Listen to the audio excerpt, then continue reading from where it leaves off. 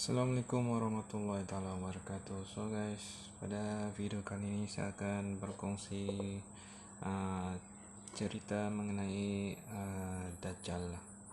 So sebelum ini saya telah bercerita mengenai Imam Mahdi. So pada kali ini saya akan bercerita mengenai Dajjal lah. Dajjal ini adalah antara 10 tanda kiamat besar lah yang akan terjadi. Dan kalau kita tahu nih, Dajjal nih seperti yang kita ketahui, dia ini mempunyai ilmu sihir yang hebat. Dia ini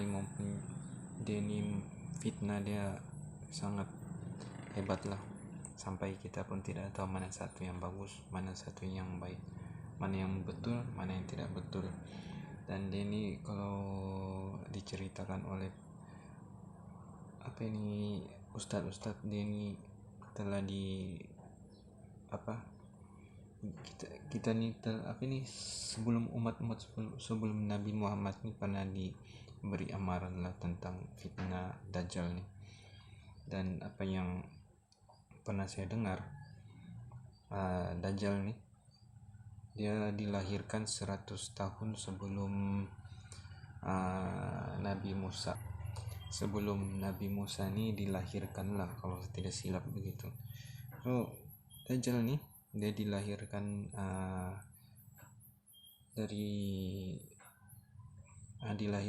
oleh seorang perempuan tua dari keturunan Yahudi, dan kedua ibu bapak dia ini lahir dari penzinaan di Sumbang Mahram lah, dimana bapaknya ini pun lahir dari penzinaan Sumbang Mahram lah, gitu juga dengan dia punya ibu dia.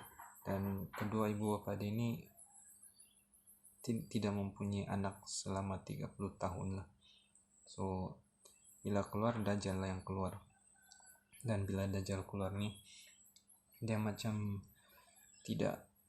bila dia tidur macam yang orang mati lah, seperti tidak bernapas, tapi sebenarnya dia boleh mendengar, dia boleh macam mengetahui lah semua. So dia ni Dajjal ni dia punya manfaat dia kurang, tapi dia punya keburukan tuh banyak. Pada umur 5 tahun kalau tidak silap, 5 tahun ke 5 bulan ibu dia meninggal. Lepas tu umur 5 tahun Dajjal nih dia punya bapak tuh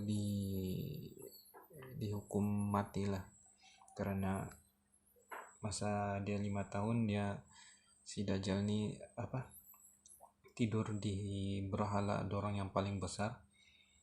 Di situ dia berak dan diketahui oleh raja, dan bila begitu dia punya bapak yang dihukum bunuh lah.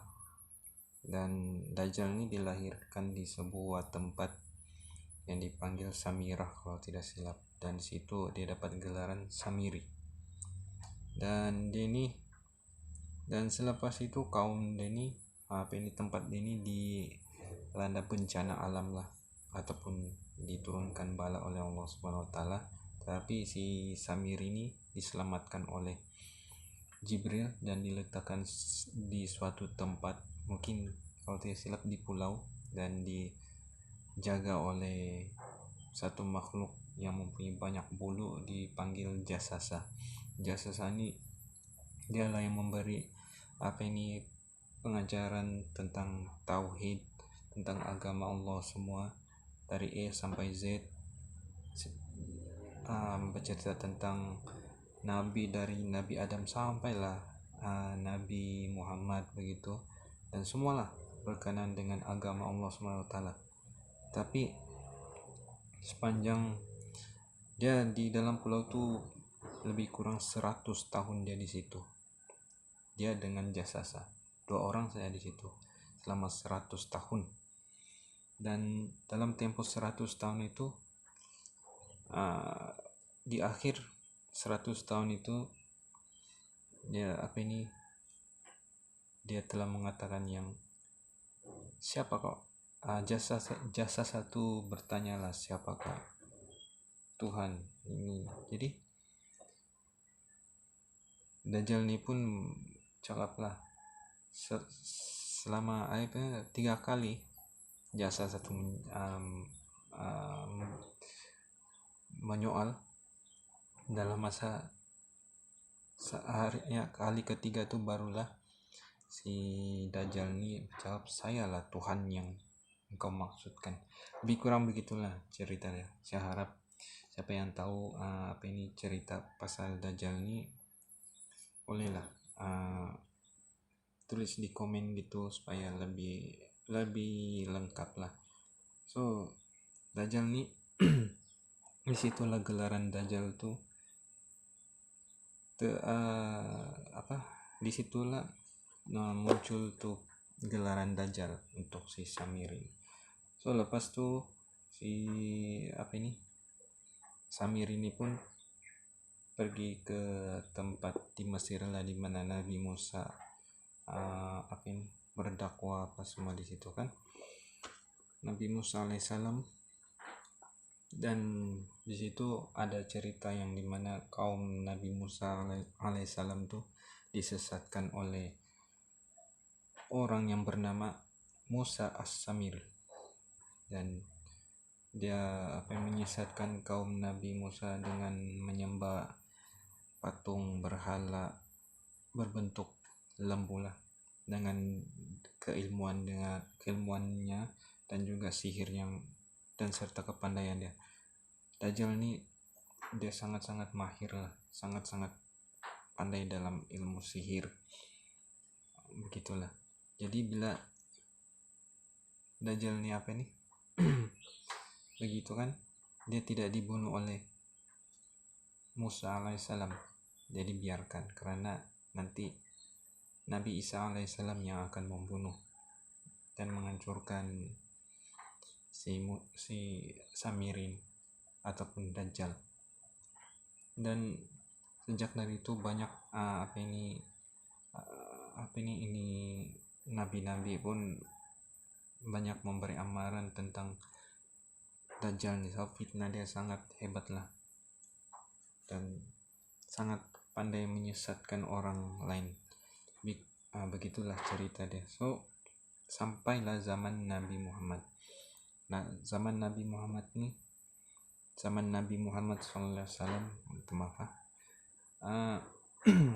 si Samiri ini dia tidak dapat, karena pada lahir saja Nabi Muhammad SAW, si Samiri ini ataupun Dajjal ini dibelenggu lah di sebuah pulau. Lebih kurang gini lah, dibelenggu, dikurung dan dijaga oleh jasasa, sehinggalah Nabi Muhammad wafat. Dan selepas Nabi Muhammad wafat, dia terlepas dari belenggu, dan sejak itu dia banyak merancang plan-plan untuk menyesatkan umat manusia akhir zaman. Tapi dia belum lagi ditakdirkan untuk muncul, karena dia ini adalah tanda akhir zaman, dan dia akan muncul bila ada tanda-tanda yang kita diberitahu dalam hadis Nabi lah, dimana ada sahabat Nabi yang terdampar di satu pulau. Situ ada dialog lah antara sahabat Nabi dan juga ini si Samiri lah. Dan di situ bila ada tanda-tanda tuh di Tasik Galileo tuh semakin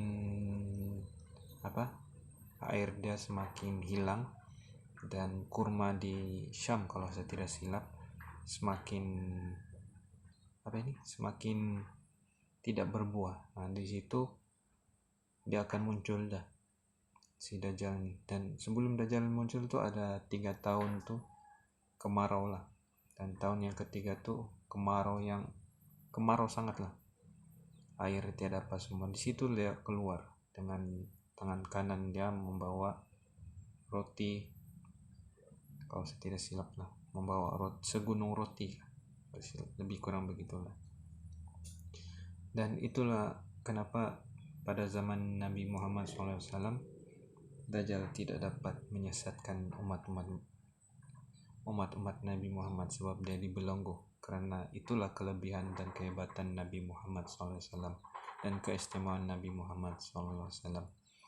Dan Dajjal ini kalau ikut ciri-ciri dia, salah satu di muka dia punya mata sebelah kanan tuh buta, dia macam terkeluar sedikit, dan alis mata dia itu tiada. Dan sebelah kanan mata dia itu macam mata dia tersembul sedikit keluar, dengan mata dia berwarna hijau kalau saya tidak silap. Dan rambut dia keriting gitu.